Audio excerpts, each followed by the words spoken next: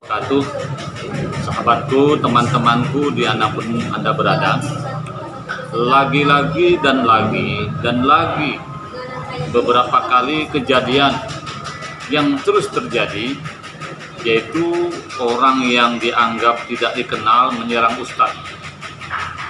Pernah di Jakarta, pernah di Jawa Barat, pernah juga di Sulawesi, pernah juga di Jawa Timur, ya. Baru-baru ini juga di Riau. Kemarin tepat hari Sabtu, salah seorang ketua majelis taklim di Tangerang ditembak orang tidak dikenal waktu maghrib setelah sholat berjamaah. Nah, dalam hal ini sampai ketua majelis pertimbangan MUI kalau nggak salah terus mengingatkan kepada semua umat untuk waspada.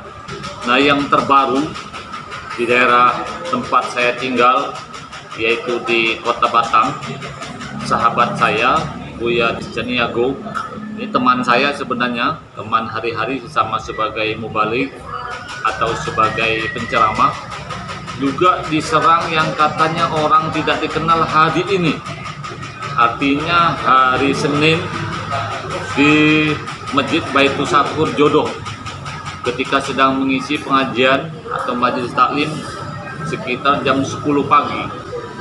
Memang alhamdulillah pelakunya sudah dibawa ke kantor polisi, seperti itu.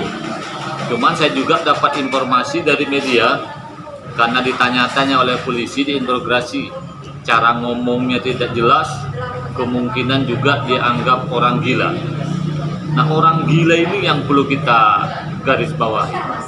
Apa mungkin semua orang yang menyerang para ustadz, semua mereka yang menyerang para aktivis agama disebut orang gila, sehingga dengan cara seperti itu dia bisa bebas? Kadang-kadang saya heran juga, kok bisa orang gila ini tahu mana ustadz mana bukan?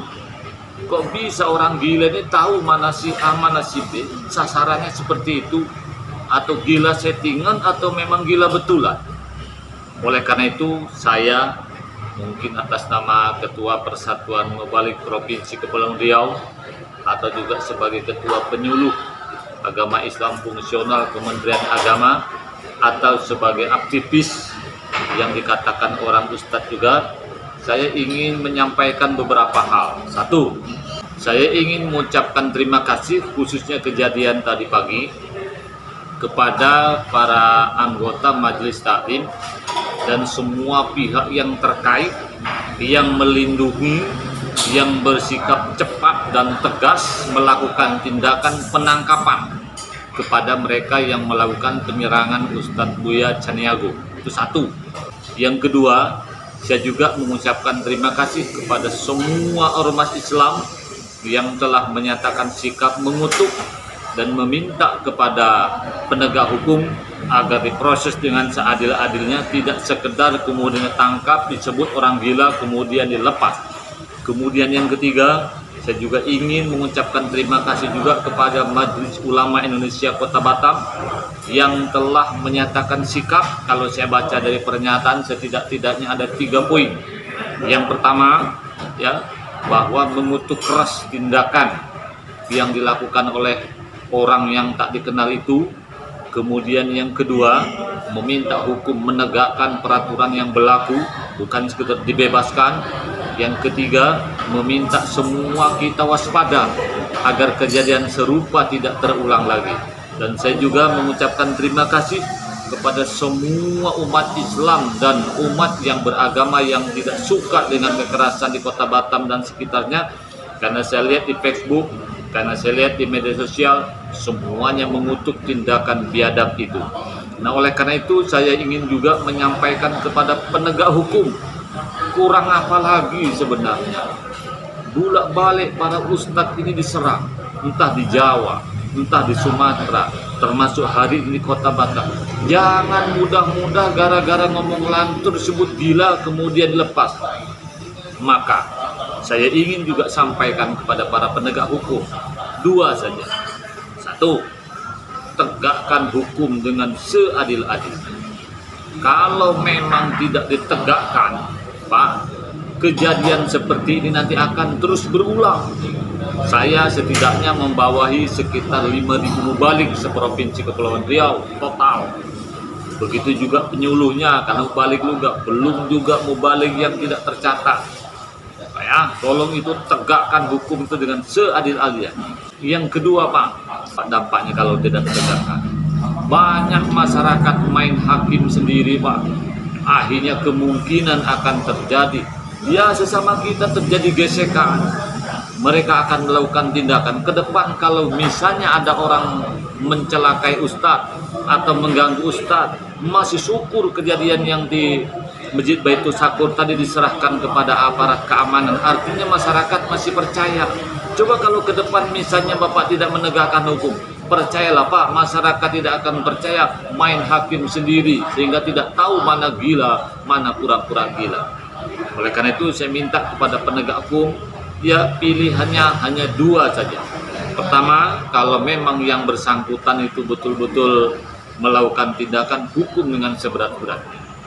Nah, jangan sekedar ditahan 5 hari, 10 hari, 1 bulan, 3 bulan, lepas. Itu berbahaya Pak, seperti itu. Bukan kami tidak percaya juga sebenarnya Pak, tetapi berulang-ulang. Masa setiap menyerang ustadz disebut gila, disebut orang kurang waras? Setiap orang yang menyerang ustadz disebut gangguan jiwa? Apa mungkin gangguan jiwa betulan? Atau gangguan jiwa buat-buatan? Sehingga untuk membebaskan dari jeratan hukumnya Pak. Yang kedua Pak, kalau memang betul-betul yang bersangkutan ada gangguan jiwa, masukkan ke rumah sakit jiwa, bukan hanya sebulan 2 bulan, minimal 10 tahun sampai sembuh. Diantar oleh orang banyak, disaksikan dia masuk ke rumah sakit jiwa sampai sembuh total. Ini dikatakan gila, dibebaskanlah. Kan itu berulang Bapak. Oleh itu saya minta lah ya kepada penegak hukum dengan mohon sekali Pak, sebab kalau ini tidak ditegakkan, kejadian serupa akan terulang. Tapi meskipun demikian, kepada semua umat Islam, mari kita berikan kepercayaan sekali lagi kepada penegak hukum untuk menegakkan hukum dengan seadil-adilnya.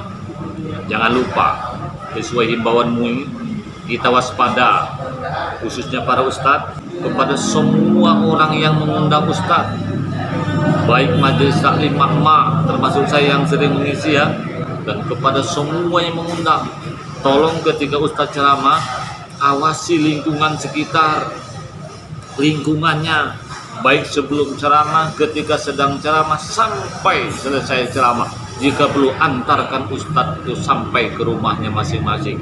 Kalau memang memungkinkan, itulah wujud tanggung jawab Bapak kepada yang mengundang. Oleh karena itu, mohon kepada semua pihak, baik stakeholder yang bertanggung jawab terhadap ini, ormas Islam, MUI, mari kita saling lindungi sesama penegak dakwah. Yang kedua, pemerintah, tolong keluarkan regulasi yang jelas. Kalau perlu semua ustadznya diasuransikan, minimal ada pengawalan yang lebih baik lagi, biar kejadian serupa tidak terjadi. Kemudian yang ketiga, pada penegak hukum, tolong tegakkan dengan seadil-adilnya kepada semua umat Islam. Mari kita saling kawal, mari kita saling jaga. Kalau di lingkungan rumah kita ada ustadz sedang ceramah maupun tidak sedang ceramah, mari kita sama-sama berdoa kepada Allah. Mudah-mudahan Allah melindungi kita dari kejahatan yang terlihat maupun tidak terlihat, dari manusia maupun jin. Dan jangan lupa, mari kita doakan bangsa Indonesia agar tetap utuh, agar tetap rukun. Selamat baldatun thayyibatun warabul ghafur. Salam persatuan kesatuan. Wassalamualaikum warahmatullahi wabarakatuh.